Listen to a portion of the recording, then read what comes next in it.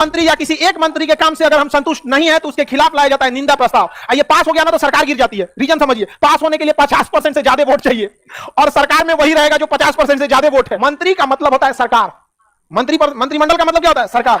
मंत्रिमंडल का मतलब सरकार। और अगर मंत्री सरकार वही जिसके पास 50% वोट है, और निंदा प्रस्ताव भी वही ला सकता है जिसके पास 50% से ज्यादा वोट है।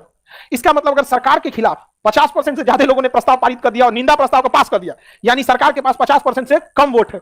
इसका मतलब दाल में कुछ काला है। अगर निंदा प्रस्ताव पास हुआ, इसका मतलब सरकार बहुमत खो चुकी है।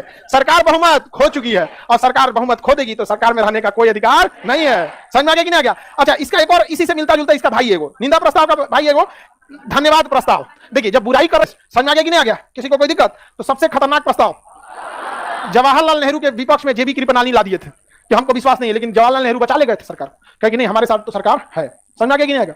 क्योंकि जब देश नया नया आजाद हुआ था ना तो कांग्रेस को पूरा बहुमत था, जिसके रीजन भी थे, क्योंकि देश में इतनी गुलामी देखी थी कि पहली बार जब देश के लोगों को लगा कि हम कहीं भी घूम सकते हैं बिना पूछे कुछ भी, तो लोगों को लगा कि वाह बहुत अच्छा है। अब हम लोग की जरूरतें बड़ी हो गई हैं। जैसे बचपन में कोई रिश्तेदार आपको 5 रुपया दे देता था तो ऐसा लगता था यही देवता है। निंदा प्रस्ताव में भी सरकार जाएगी। धन्यवाद नहीं पास हो गया तो भी जाएगी। सरकार को विदाई करने के लिए अविश्वास अटल बिहारी वाजपेयी की सरकार